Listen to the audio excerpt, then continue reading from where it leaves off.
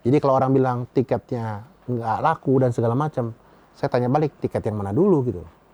Karena memang berproses. Orang Indonesia itu kan tidak bisa jauh-jauh hari. Karena masih ada filosofi gini. Kalau bisa ntar ngapain sekarang kan gitu. Dan itu betul. Begitu last minute mereka beli. Kalau ditanya MotoGP kan ada lagi, kita masih punya 8 kali race. Dan insya Allah dukungan dari semua pihak, termasuk dari Pemprov NTB dan semua stakeholder, masyarakat NTB, dan juga pemerintah untuk bisa sama-sama membawa MotoGP ini menjadi salah satu etalase kebanggaan Indonesia di mata dunia.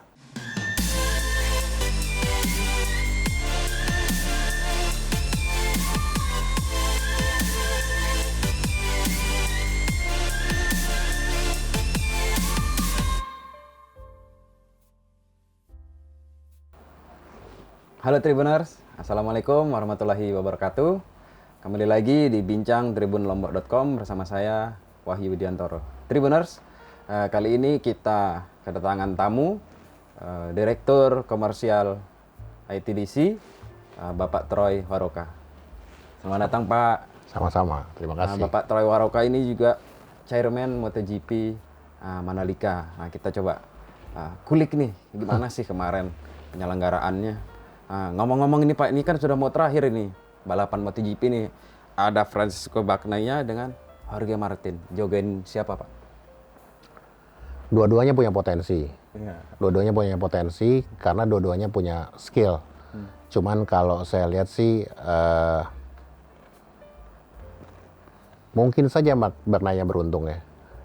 Jadi bisa jadi dia unggul, Tapi kan masalahnya sebenarnya GP itu sama seperti sepak bola.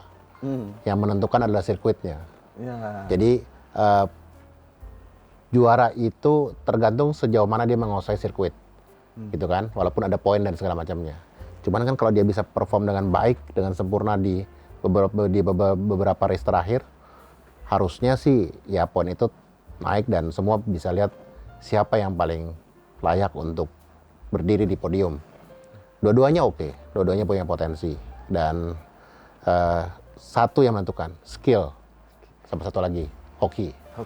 Iya. Kemarin ada jagoan juga Pak pas main di Mandalika tuh. Jagoin siapa kemarin Pak? Kalau saya sih kemarin, saya berpikirnya sih Bagnaia oke. Cuman kan orang semua Indonesia menyatakan bahwa magnetnya itu adalah salah satunya adalah Marquez gitu kan. Saya termasuk orang yang melihat bahwa Marquez itu mungkin belum berjodoh dengan Mandalika. Gitu Iya kan. tuh 3 kali balapan nggak finish dia. Mungkin sprintnya masuk podium ya, tapi ya yang betul. balapan utamanya. Tapi kan memang karena gini, sejak Marquez muncul waktu itu, saat itu dan sampai saat ini, itu yang lain juga memacu diri gitu loh. Masih jadi kiblat lah itu. Betul, yang lain memacu diri, yang lain memperbaiki semuanya, apa yang perlu dilakukan, timnya diperbarui. Jadi nggak berhenti untuk gimana caranya mereka juga jadi pemenang. Siapa sih yang sangka Marquez di masa lalu bisa melejit, muncul wood gitu kan? Ya mereka kan juga pengen. Kan artinya itu ada satu virus positif yang bagus untuk pembalap-pembalap yang lain. Kompetisi gitu ya. Nah, jadi kompetisi emang sangat kuat banget. Begitu mungkin Marquez-nya agak turun naik, nah harusnya ini harus jadi evaluasi yang menyeluruh dari semua tim. Kan bukan hanya bicara Marquez, tapi bicaranya timnya. Bicara banyak hal lah ya. Nah, itu yang harus jadi juga kita cek. Karena bukan hanya Marquez seorang, tapi kan gimana tim itu bisa mensupport ke dia sehingga dia bisa balapan dengan oke, dengan tenang. Tapi sejauh yang kita lihat memang harus diakui bahwa pembalap MotoGP itu adalah magnet yang siapa yang ikut itu orang pasti pengen nonton semua. Ya kita bisa lihat sama-sama kedatangan Marquez itu membuat Kota Mataram menjadi bisu sejenak. Sekian jam. Bisu dalam artian apa? Parade kemarin tuh ya. Bisu dalam artian positif. Tiba-tiba hening semua kan, semua terpusat di kesana. Pembalap lain sudah datang, cuma begitu Marquez datang itu gaduhnya menjadi luar biasa gitu kan. Dan saya bisa melihat bahwa ya suka tidak suka dia adalah magnet dari GP.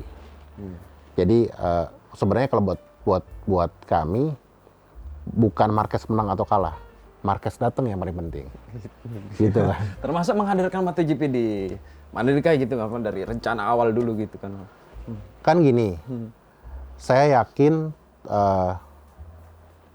Presiden saat itu meyakini untuk meresmikan sirkuit Pertamina Mandalika itu karena punya tujuan yang baik. Yang pasti salah satunya adalah pemerataan ekonomi. Kan bagaimana ekonomi itu tidak terpusat hanya di Pulau Jawa, tapi juga di daerah lain. Dipertimbangkanlah mungkin oleh tim, apa sih yang cocok dan bisa bergerak cepat. Yang paling penting apa adalah pariwisata. Pariwisata saja tidak cukup, harus ada sportnya, harus ada olahraganya. Makanya akhirnya Pak Menteri BUMN, Pak Erick Thohir, menetapkan Mandalika sebagai daerah sport tourism. Saya rasa itu sangat cocok dengan kapasitas kemampuan yang dimiliki oleh NTB. Tanahnya besar, lahannya besar, masih bisa berproses. Kalau kita mau bikin di Pulau Jawa, mau di mana sekarang? Rasa-rasanya lahannya sudah semakin sempit, gitu kan? Karena kan bicara MotoGP itu bukan hanya perhelatan MotoGP, tapi sirkuitnya, fasilitas pendukungnya, hotelnya, rumah sakitnya, dan semuanya. Sama saja kalau kita bicara F1. Mungkinkah kita menjadi penyelenggara F1? Saya bilang mungkin dalam 5 tahun ini mungkin tidak. Karena apa? Dananya besar luar biasa. Ongkosnya tidak murah. Tapi bukan hanya itu, ongkos ikutannya juga ada. Hotel bintang 5-nya harus sekian, helipadnya harus sekian. Kita helipad aja baru 3 di sini. Terus kemudian track juga harus lebih panjang. Terus pendukung-pendukung lain itu juga harus setara dengan penyelenggaraan F1. Oleh karena itu, menurut saya penyelenggaraan MotoGP di Mandalika saat ini sudah sangat cukup, sudah sangat baik dan berdampak luas untuk Indonesia. Termasuk itu sebagai akselerator kan Pak, misalnya dengan adanya Mandalika gitu kan dan sirkuitnya, bandara kita misalnya runway-nya diperpanjang, Kan otomatis, ada jalan bypass, kan otomatis, rumah sakit betul, juga. kan otomatis. Sekarang saya sangat bangga dengan menjadi orang Indonesia, manakala rumah sakit yang ada di kota, rumah sakit pemerintah, itu ternyata menjadi rumah sakit rujukan yang di-approve oleh Dorna. Kan bangga ya bahwa Indonesia bisa punya rumah sakit sesuai dengan standar Dorna. Dan waktu ada kejadian beberapa pembalap kecelakaan dan segala macam, itu dipuji oleh official tim luar bahwa Indonesia tanggap cepat dan profesional. Dokter dan suster dan semuanya. Mana pernah kebayang sama kita di luar ruang ICU langsung area untuk press conference. Artinya apa? Komunikasi itu harus cepat. Informasi itu harus cepat tersampaikan kepada publik. Supaya publik tidak menunggu-nunggu. Gimana nasib pembalap gue? Gimana nih favorit pembalap kita di gimana? Tapi dengan mereka keluar langsung kasih press con artinya apa? Komunikasinya bisa langsung tersampaikan bahwa status pembalapnya ada seperti ini. Jadi buat saya banyak kemajuan yang dirasakan oleh bukan hanya NTB tapi juga Indonesia. Sampai hari ini rasanya MotoGP yang kemarin yang diikuti oleh 121.000 lebih penonton sampai hari ini masih dibicarakan oleh Hype-nya masih ada gitu. karena mungkin gini, yang saya lihat adalah MotoGP itu kan adalah tontonan yang sebenarnya dari tahun ke tahun sama saja. Tikungannya tidak berubah. Pembalapnya sama saja. Tapi kan gimmicknya harus bagus. Gimana kita mengkomunikasikan ini menjadi sebuah barang, menjadi sebuah tontonan, sebuah konten yang ditunggu-tunggu oleh masyarakat dan juga para sponsor dan juga stakeholder. Apa contohnya? Mana pernah kita kepikiran bikin Road to MotoGP di Bali? Ya, yang datang 2 pembalap. Iya. Padahal bukan pembalap nomor 1 banget ya, tapi semua ternyata everybody kenal dengan pembalap ini. Dan kebetulan memang waktu saat itu mereka disponsori oleh perusahaan dari Indonesia, Pertamina. Artinya apa? Kan yang kita harus bikin adalah gimmicknya, kontennya, komunikasinya, supaya orang-orang itu tertarik menonton ini. Karena kalau balapnya ya itu saja, tapi kemudian di dalamnya ada pendirian museum, ada budaya Indonesia dalam waktu 7 menit, ada meet and greet, terus kemudian ada jumpa fans yang luar biasa di Kota Mataram, Pawai, itu kayaknya nggak ada di negara lain. Itu hanya ada di Indonesia. Ya. Kemarin lihat yang di Thailand itu kayaknya mungkin saya dikoreksi ya kalau salah, mungkin itu juga baru deh dia bikinin yang kayak atraksi yang budaya itu. Bisa jadi karena mungkin melihat Indonesia. Karena gini kan, waktu saya lihat di mana, di Essen waktu itu, di Belanda, ya sudah, acaranya ya biasa saja. Normatif sekali bahwa itu menggunakan drum band dari dari angkatan dan segala macam. Cuman nggak menggambarkan kekhasan Belanda gitu loh. Saya pas datang ke sana, saya cuma ngebat, kalau ngeliat penontonnya lemes saya. Karena penuh banget dari ujung ke ujung, full. Nggak ada yang tersisa. Tapi saya bilang, karena Indonesia Bhinneka Tunggal Ika. Segala macam ada. Kenapa kita nggak pakai itu gitu loh. Jadi waktu saya datang ke sana, mungkin kalau orang lain nonton, saya lihat kanan kiri semua. Ada apa sih yang gue bisa bikin beda segala macam. Itu yang jadi catatan di tangan saya. Saya bilang, nih saya harus bikin ini, bikin ini, dan ini. Dan yang paling penting, jangan pernah lupa kita mengkomunikasikan ini kepada tim. Kalau ini di sini bikin seperti ini, bisa nggak ini dibikin di Indonesia? Muncullah ide gagasan bikin museum. Kan gitu. Itu dia Pak, sebagai chairman MotoGP Mandalika, apa sih kemarin yang paling bikin effort gitu nyelenggarain yang kemarin nih yang 2024? Semua effort, semua sama. Cuman kan gini, yang paling pasti adalah, yang paling penting untuk event sebesar ini yang diperlukan adalah kepemimpinan. Bagaimana kita sebagai pemimpin, kita harus hands on dengan apa yang kita kerjakan. Bukan nggak percaya sama anak buah. Cuman pastikan harus turun, cek, dengar, cek lagi, evaluasi. Kalau salah, kita tegur. Kalau baik, dipuji seperlunya. Karena orang Indonesia kalau dipuji kebanyakan, ntar kerjanya malah jadi melambung kemana-mana gitu kan. Jadi saya melihat kemarin itu, saya harus sering cek. Sama yang paling penting, harus ada ide dari kita sendiri, harus ada ide nih. Harus ada ide original yang keluar dari kita. Nah itu apa? Ya kita kasihlah ide, bikin ini, dan ini. Jadi misalnya kemarin tiba-tiba orang membicarakan semua mengenai opening ceremony yang 7 menit itu. Indonesia bisa seperti itu? Bisa. Karena kita adalah sumber budaya yang cukup royal. Di seluruh dunia mungkin salah satu negara yang paling royal dengan budaya adalah Indonesia. Terus kedua misalnya kita membuat museum. Orang kan harus tahu bahwa ada sejarah sebelum berdirinya MotoGP, ada sejarah. Sejarah itu kan harus diingatkan supaya anak masa depan tahu perkembangan MotoGP itu kayak apa. Terus kemudian penonton. Kita harus servis penonton, mereka bayar. Jangan sampai kena panas mulu kan gitu. Akhirnya waktu itu kita putuskan ITDC, kita extend tribunnya dari 10 menjadi 15. Atapnya kanopi. Betul. Waktu ditanya kenapa baru segitu? Ya karena kita BUMN. Uangnya terbatas. Semua harus diproses dengan tender lah, dengan apa, mekanisme segala macam. Tapi begitu MotoGP selesai, sekarang kita pindah ke tribun yang lain. Jadi bukan berarti mengerjakan setengah-setengah, tapi ada mekanisme.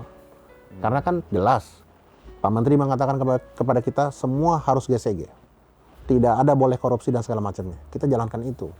Kami bertugas di sini, direksi ITDC, ada waktunya, ada kontraknya. Karena kontraknya tidak banyak, kita harus melakukan semua secara cepat, terukur, dan pasti. Itu yang kita jalankan. Jadi kemudian akhirnya itu berakselerasi sampai hari ini, MotoGP-nya boleh selesai, tapi kan perpanjangan tribun tetap harus dikerjakan. Pagi, siang, malam. Dan mengerjakan tribunnya nggak kayak kita bikin kanopi di rumah gitu kan, pakai tukang las, enggak. Ini harus pakai alat, harus pakai segala macam. Effortnya luar biasa, itu satu. Kedua adalah, ya sirkuit Pertamina Mandalika ini masih sangat luas. Apa yang kita bisa bikin dengan itu? Nah, itu dia. Nah, itulah kita bikin banyak ide. Tapi kan ide itu harus diomongkan supaya visible apa enggak, dilakukan apa enggak. Akhirnya muncullah ide pendirian museum. Muncullah kemudian opening ceremony. Bagaimana dalam 7 menit itu menggambarkan Indonesia ke seluruh dunia, bahwa Indonesia kaya dengan berbagai budaya, bukan hanya NTB. Tapi ada Jawa, Kalimantan, Sulawesi, dan sebagainya. Terus kemudian kita punya banyak penonton. Royal Box, hitungan hari, habis. Royal Box yang berapa juta tuh harganya itu Pak? 20 juta kalau nggak salah, satu orang. Habis. Cuman kan ini masih banyak penonton yang mau nonton ini. Ah. Jadi kalau orang bilang tiketnya nggak laku dan segala macam, saya tanya balik, tiket yang mana dulu gitu. Iya. Karena memang berproses. Orang Indonesia itu kan tidak bisa jauh-jauh hari. Karena masih ada filosofi gini, kalau bisa ntar ngapain sekarang kan gitu. Dan itu betul, begitu last minute mereka beli. Akhirnya kita bikin satu lagi, ada VIP Lounge yang disponsori oleh sponsor. VIP Lounge itu bisa menampung 475 orang. Kemarin di-push sampai kepada 480. Tapi penonton mendapatkan sesuatu yang beda. Itu sold out juga? Habis juga. Tapi penonton dapat yang beda. Kenapa? Yang view yang diambil adalah tikungan yang jadi mulai tikungan pertama, seterusnya sampai beberapa tikungan itu masih terlihat dari si VIP Lounge ini. Kalau kita nonton di Royal Box hanya satu kali kan? Ya. Satu kali melintas. Nah kalau ini begitu tikungan pertama, terus sampai beberapa tikungan itu dia bisa lihat. Sampai di ujung habis, selesai. Tapi itulah, oh ternyata keren nonton di sini. Dan sangat mungkin kita akan mereview itu, tribun yang mungkin kurang pas, kita ganti dengan VIP Lounge untuk di tahun depan. Dan untuk tahun depan, di 2025, kita udah bebenahnya dari sekarang. Termasuk perpanjangan tribun tadi. Berarti yang dipakai kanopi ini semua atau yang C, D, E, F? Insya Allah semua. Jadi tidak ada yang tidak pakai Betul. kanopi biasanya? Tapi dalam perjalanannya, kita review lagi. Apakah semua tribun ini full terpakai? Kalau tidak, sangat mungkin beberapa kita ganti dengan VIP Lounge. Oh begitu. Gitu. Ya kemarin yang dicetak itu berapa tiketnya? 130 ribuan gitu Pak? Ya. Yang terjual 120 ribuan Ya. gitu. Artinya itu hampir berapa itu ya? Ya 90% gitu. Ya, Itu betul. hitungannya sesuai target atau gimana? Yang pasti, kalau nggak sesuai target kan nggak diomongin sama orang. Ini karena pencapaiannya alhamdulillah bagus, rapih, tidak ada hal-hal yang salah, tidak ada hal kriminalitas, tidak ada kekacauan, dan semua dari awal sampai akhir selesai sesuai dengan harapan. Dan waktu itu pemuncaknya adalah kedatangan para tokoh negara, bukan hanya presiden. Iya itu Pak, gimana sih nyiapinnya? Mana VIP pula kan presiden ke-7 kita Ya, hadir. jadi waktu itu Presiden Pak Jokowi hadir dengan Panglima TNI, dengan Kapolri. Itu sudah luar biasa buat kami. Tapi memang saya melihat bahwa dorongan yang dilakukan oleh para menteri terkait saat itu ya, Menteri BUMN dan wakilnya, Menparekraf dengan wakilnya, untuk memboost ini dengan berbagai upaya, itu memang berpengaruh sih. Jadi orang selalu dengar, termasuk dengan cerita mengenai hosting fee itu tadi.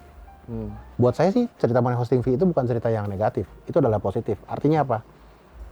Kita semua memikirkan ini, kita semua peduli dengan ini. Tapi memang kami juga yang meyakini bahwa ini akan selesai pada waktunya.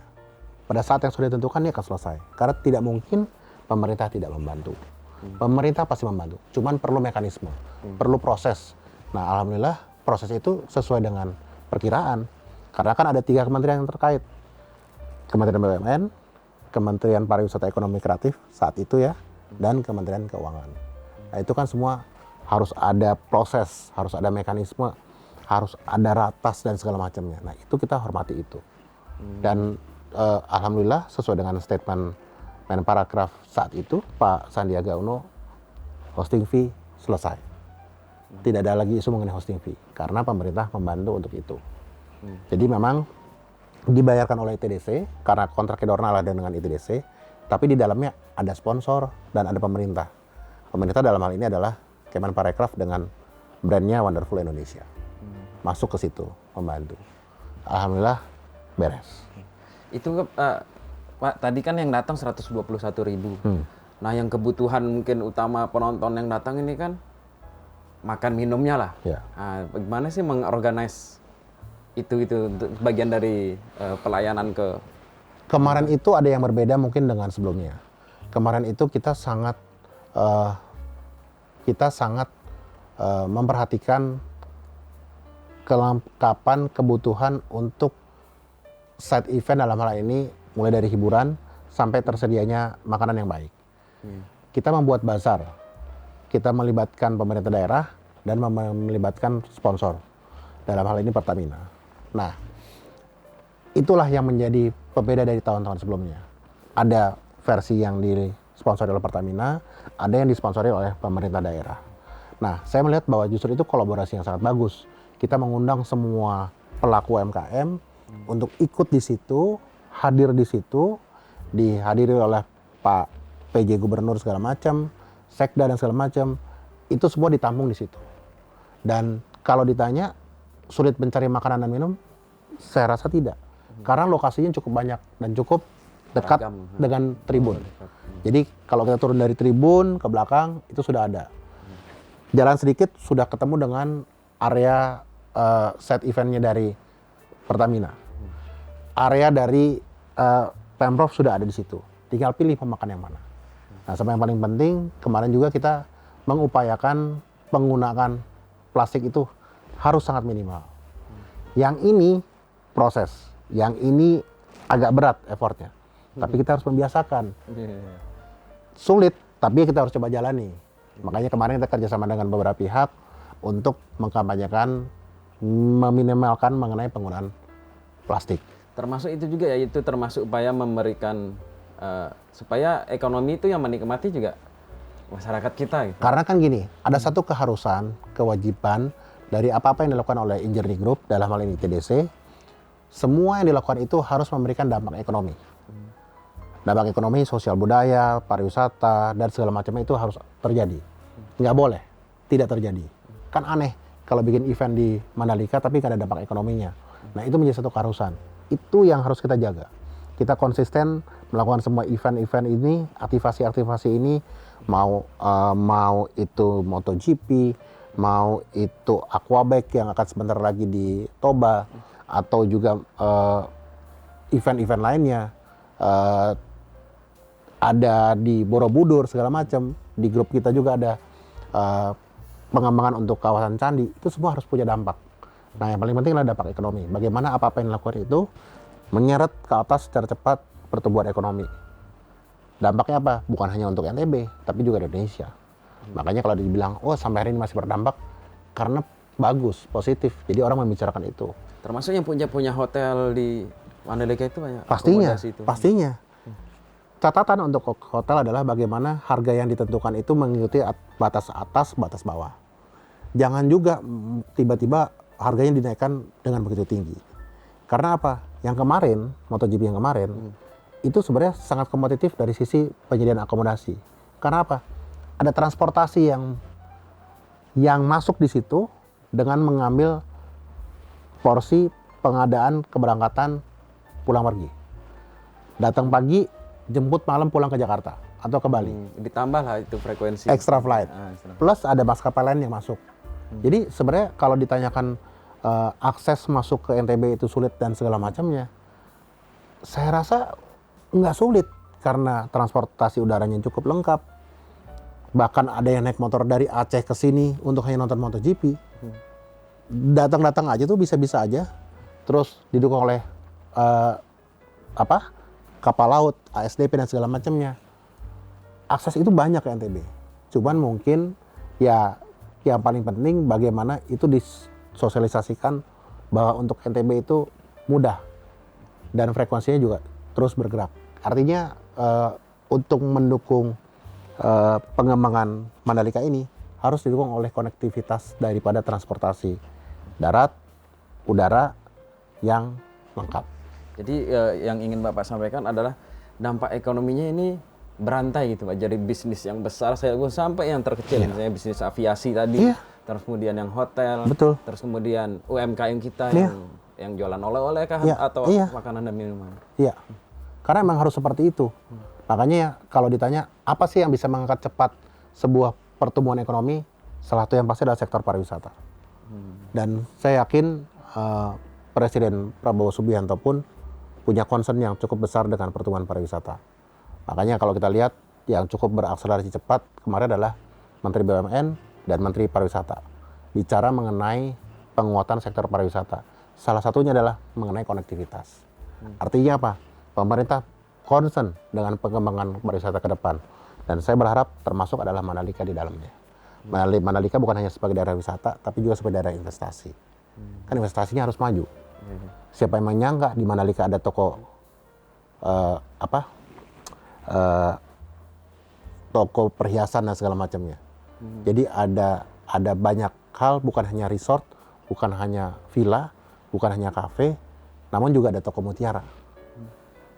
Per hari ini saya bertemu dengan investor mutiara yang berpusat di Mataram dan sekarang buka toko di Mandalika. Pertanyaan kita sederhana, kenapa bukanya di Mandalika? Karena dia bilang, orang itu ke NTB belum landing aja pesawatnya. Di pesawatnya udah ngomongin mau ke toko mutiara yang mana kita hari ini. Karena udah sangat kuat mutiara itu. Tapi kan sekarang bukan hanya mutiara. Kita ke sirkuit ya, Mandalika ya. Mau nonton race dan segala macamnya. Tapi daripada ke Mataram kan jauh. Di Mandalika ada sekarang. Jadi alternatif lah maksudnya. Dan pembelinya ternyata cukup banyak. Dan turis asing salah satu adalah customer yang cukup dominan di toko mutiara tersebut. Jadi kan artinya apa? Bahwa bukan hanya olahraga, bukan hanya pariwisata, tapi sebagai tujuan investasi, Mandalika terus bergerak. Dan ya saya yakin ini perlu waktu. Jadi tujuan kita menjadikan sebagai Nusa Dua kedua sangat mungkin. Tapi perlu waktu, perlu kesabaran. Ya kalau kemarin bilang ada COVID, ya itu dinamika lah. Ya sekarang yang paling penting kita bergerak terus supaya ini sebagai daerah ekoturism, sport tourism bisa memang berkembang dengan baik dan hasilnya kita bisa nikmati sama-sama. Kemarin pas beres balapan itu ada ngobrol dengan Dorna nggak Pak? Apa sih yang disampaikan sama Dorna? Salah satu yang disampaikan Dorna adalah mengenai ketersediaan hotel, akomodasi. Kan masalahnya yang harus diketahui bahwa akomodasi itu bukan domainnya ITDC. Akomodasi itu adalah domainnya para pengusaha. Dan insya Allah ke depan beberapa hotel akan dibangun. Pengusaha nasional dan juga pengusaha internasional akan membuat akan membuat hotel dan juga resort di kawasan Mandalika. Masalahnya membuat hotel itu tidak mudah, perlu waktu. Kayak kemarin saya cek di tanahnya di beberapa tanah di Mandalika itu karena pernah terjadi gempa, itu suka mengalami pergeseran di bawahnya. Nah, pengusaha hotel sangat paham dengan itu dan itu menjadi sangat penting. Nggak perlu waktu lebih dari 3 bulan untuk memastikan itu. Nah setelah itu ketemu, tetap dia melakukan investasi, cuman peruntukannya digeser. Kalau mungkin yang tadinya di atasnya kamar, karena ada pergeseran itu diganti mungkin jadi taman, jadi parkir dan segala macamnya. Intinya mereka lihat bahwa ini kalau misalnya seperti ini aman, cuman kita geser visible lah peruntukannya. Nah, jadi saya juga baru tahu ternyata untuk membuat hotel itu ya kita bisa lah berasumsi dengan segala macamnya. Namun memang unsur-unsur bukan hanya masalah hotel yang bagus, tapi juga safety dan segala macam itu diperhatikan. Jadi saya bilang ini ya semua positif dan kemarin kita mengundang beberapa investor kembali mereka tegaskan bahwa kita komit kita akan bangun Mandalika. Ini hanya masalah waktu untuk mulai kapan kita bangun. Tapi kita menegaskan kepada para investor harus segera karena kita tidak punya waktu banyak untuk segera mempersiapkan hotel untuk di tahun 2025 yang akan datang ini. Kalau per hari ini berapa jumlah kamar yang di kawasan Harusnya kawasan yang dikelola Mandalika ITDC gitu? Sekitar 400 kamar harusnya sih ada ya. Karena kan memang Pullman masih di bawah 200. Nah satu lagi, hotelnya kan memang tidak ada hotel yang tingkatnya lebih dari 5. Semua adalah hotel yang 2 lantai, ya 2 lantai lah, tidak ada yang lebih dari itu. Jadi memang secara ketersediaan kamar memang tidak banyak. Nah oleh karena itu kita sekarang mendorong para investor pariwisata untuk bisa masuk ke Mandalika. Harusnya secara kamar bisa bergerak cepat bila mana hotel-hotel ini segera dibuka. Kalau ditanya kapan mau ada groundbreaking, insya Allah tahun depan ada groundbreaking hotel di Mandalika. Oh iya. Kalau dari proyeksi akan ada berapa nih Pak? Misalnya sampai tahun berapa gitu targetnya? Kurang lebih yang kita bisa lihat saat ini ada sekitar 3-4 hotel. Dan kita menentukan bahwa hotel yang dibangun di Mandalika itu adalah harus bintang 5, minimal 4. Kenapa? Karena dengan pembangunan hotel yang kelasnya adalah premium, international chain, itu artinya apa? Dampak ekonomi akan lebih cepat.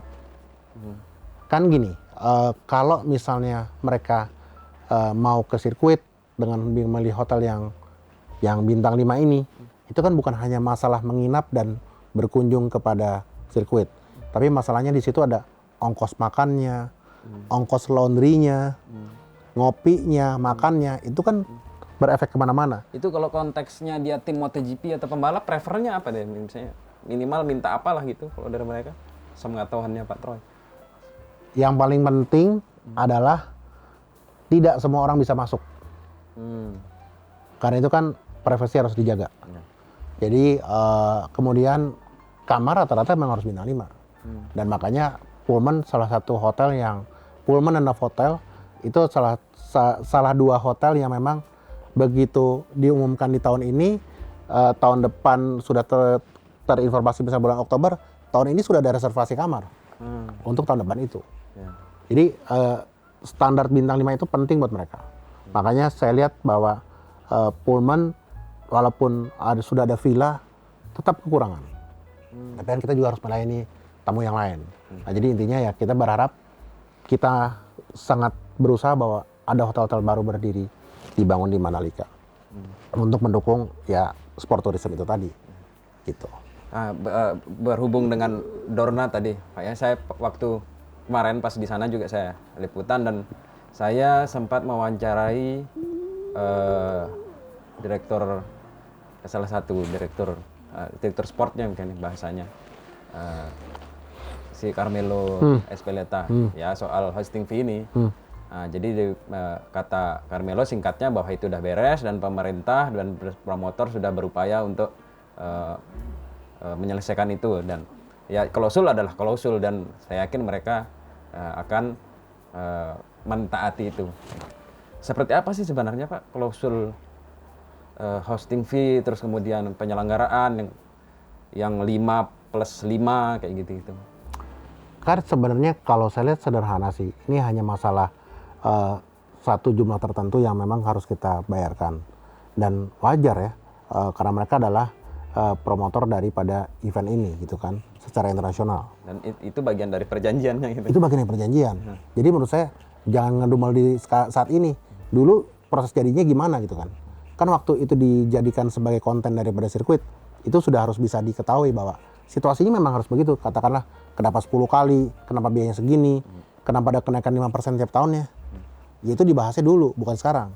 Sekarang ini sudah pada level eksekusi.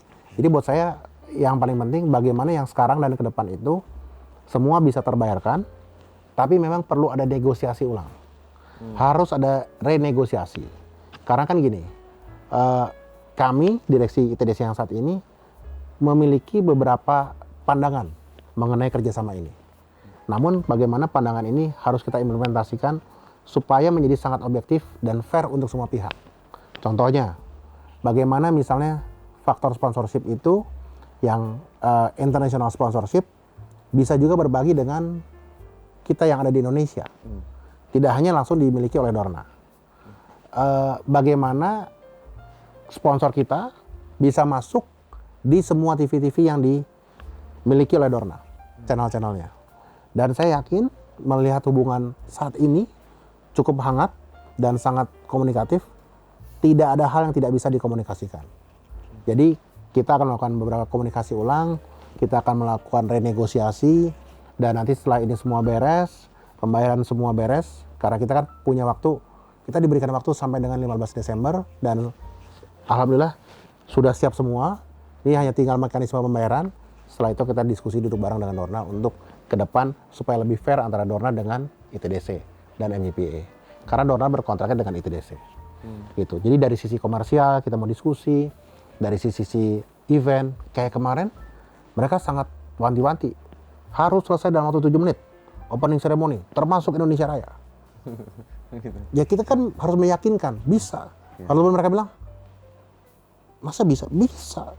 Indonesia pasti bisa, nggak ada yang nggak bisa. Tapi kan terbukti dan mereka happy dengan itu bahwa kalian menunjukkan sesuatu yang beda untuk di 2024. Nah masalahnya PR-nya 2025 harus lebih bagus daripada yang kemarin. Dan Dirut ITDC, Pak Ari Respati, sudah ketuk pintu kepada direksinya, kepada tim kita semua. Persiapan 2025 kita harus siapin dari sekarang. Waduh. Belum aja sebulan beres. Jadi 2025 nih kita sudah ngomongin kontennya siapa, Gitu. pengisi acaranya siapa. Tuh kita udah ngomongin loh. Karena kan udah nggak mungkin lagi kemarin kita menggunakan yang kemarin kita undang datang ke Mandalika untuk undang lagi kan nggak mungkin. Ya, Nggak mungkin, dong, nggak ada slang lagi, nggak mungkin ada band lagi. Kan harus mikir. Nah itu yang namanya ya kreativitas kan di situ diuji lah. Jadi kita udah pikir ini 2025 kita bikin apa, paradenya seperti apa, side eventnya seperti apa. Kita harus pikirin. Karena kalau yang sederhananya mungkin bagi saya ketika ngobrol dengan Carmelo itu adalah kepentingannya Dorna adalah bagaimana fans itu tumbuh di Indonesia. Ya. Dan bagaimana orang bisa lebih banyak datang ke sirkuit. Ya. Karena yang sebagai Indonesia sebagai salah satu pasar Ya. strategis bagi Yang mereka. paling bagus. Cuman kan jangan pernah lupa juga bahwa ini bukan Pulau Jawa. Ini adalah provinsi yang untuk datang ke sininya itu perlu effort. Naik pesawat dan juga kapal laut. Itu adalah yang harus kita jaga sama-sama. Bagaimana pemerintah dan semua stakeholder memastikan bahwa proses pendukung ini bisa dijangkau dengan baik. Harga akomodatif. Sehingga aim-nya Dorna tadi itu bisa kita capai sama-sama. Kita kan pengen NTB itu bertumbuh sesuai dengan harapannya Dorna. Tapi apa? Untuk kesininya kan harus didukung oleh fasilitas yang memadai, harga yang akomodatif, dan juga yang paling penting juga harus aman. Kan nggak mungkin juga naik kapal laut yang tidak aman. Kan nggak mungkin juga kita menggunakan pesawat seadanya. Semua harus betul-betul dipersiapkan. Jadi menurut saya kuncinya adalah untuk sampai ke NTB, ada banyak hal yang harus disiapkan. Dan sekarang sudah semakin baik persiapannya. Salah satunya adalah konektivitas. Itu penting. Karena ya saya bangga lah bahwa ada penonton MotoGP dari daerah Sumatera datang ke NTB, naik motor, tapi bikin konten di mana-mana dan semua orang bisa lihat. Artinya apa? Bahwa ada semangat yang luar biasa untuk mencapai MotoGP di Mandalika.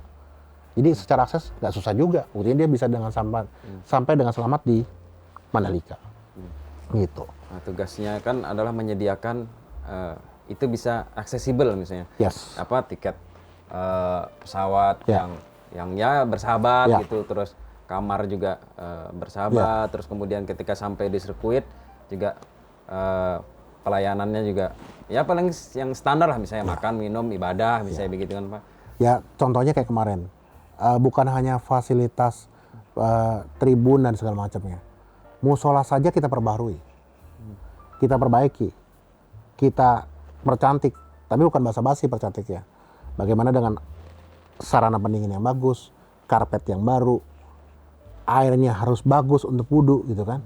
Karena simpel, kita mau bicara event kelas dunia, tapi yang rohani yang nggak diurusin mah baik punya urusan gitu kan.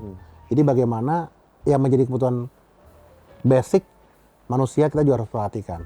Apa kebutuhan rohaninya juga kita pikirin.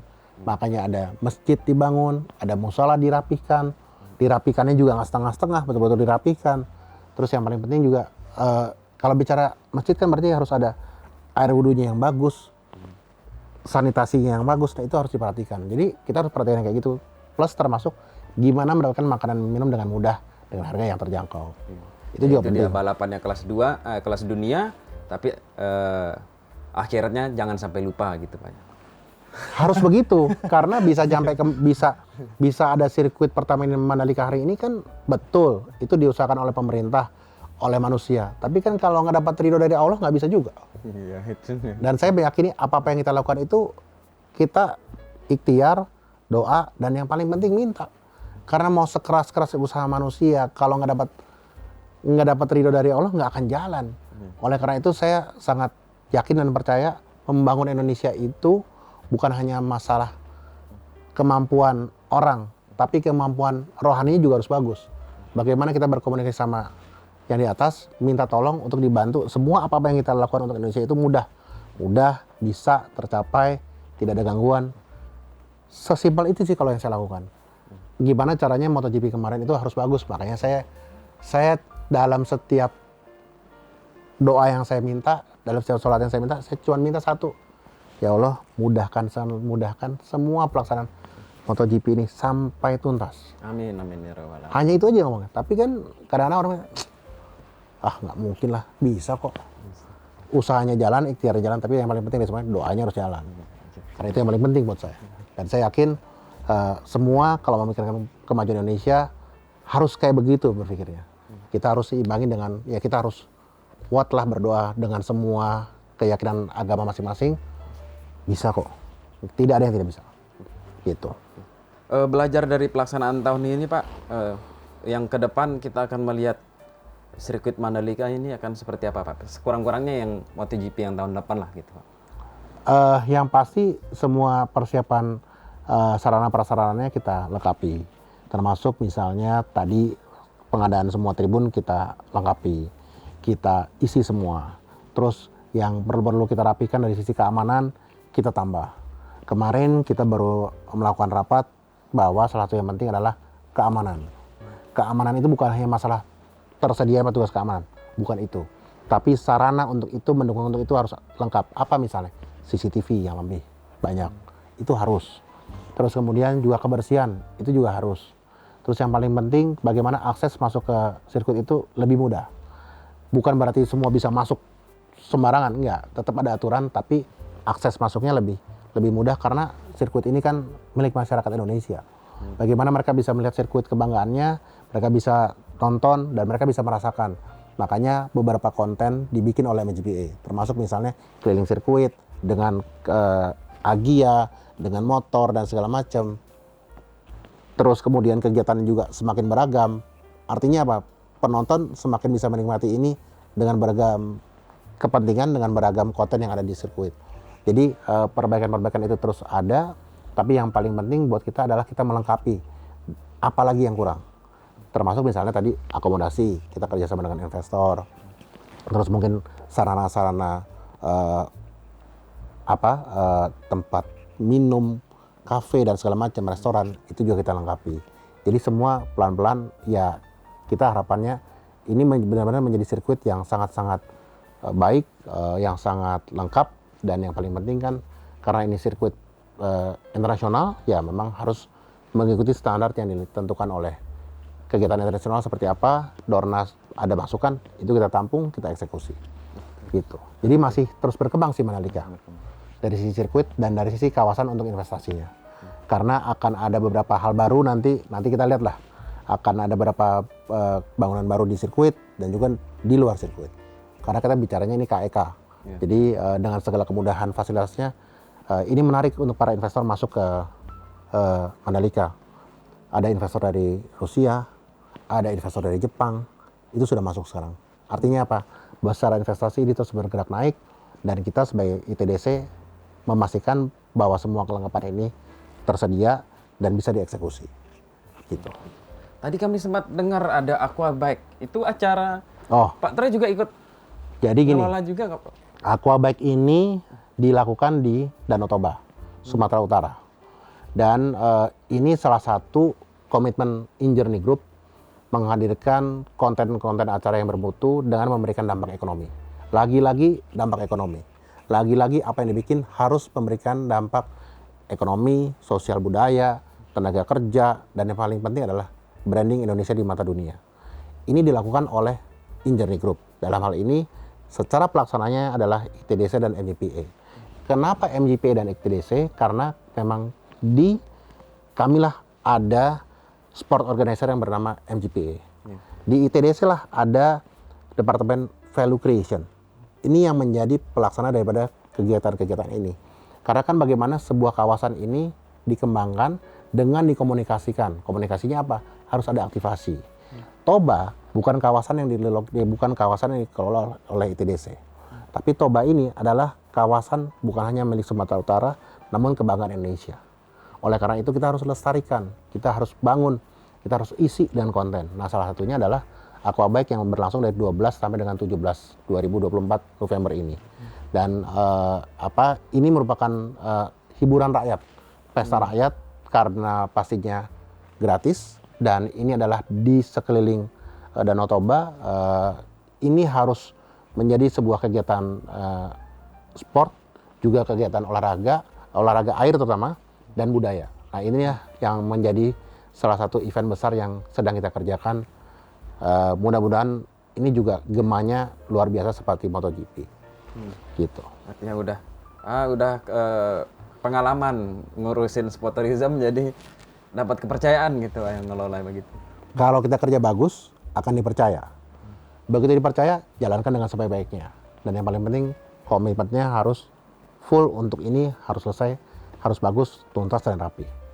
Dan saya bangga dengan tim ITDC, dengan tim NGPA, karena ternyata orang-orang Indonesia bisa memberikan tontonan yang berkualitas untuk masyarakat dan juga dunia. Gitu. Baik Pak Troy, terima kasih Sama-sama. waktunya, dan kita ketemu lagi di lain waktu, dan mungkin kita bisa ketemu lagi di sirkuit Mandalika nonton MotoGP kita. Harus dong, harus.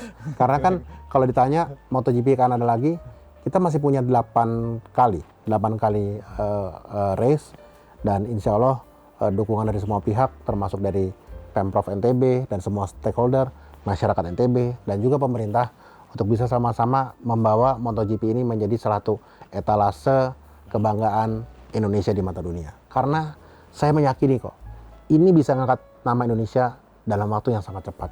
Dan bayangkan, seluruh dunia, Sabtu dan Minggu, saat itu semua terfokus mendengarkan, menonton mengenai Indonesia MotoGP. Dan itu hanya ada di mana? Di Mandalika NTB, bukan di tempat yang lain. Jadi ini kebanggaan luar biasa dan kita pertahankan sama-sama karena kita bawa nama branding Indonesia dan juga NTB. Sampai 2031 Pak ya? Iya. Baik. Bismillah, semua lancar. Amin amin ya Rabbal. Baik Tribuners, kalau misalnya nggak kesampaian nonton tahun ini atau tahun depan, MotoGP masih sampai tahun 2031. Itu dia Tribuners. Demikian perbincangan kita dengan Direktur Komersil ITDC, Bapak Troy Waroka. Sampai jumpa di Bincang Tribun Lombok berikutnya. Salam mata lokal menjangkau Indonesia.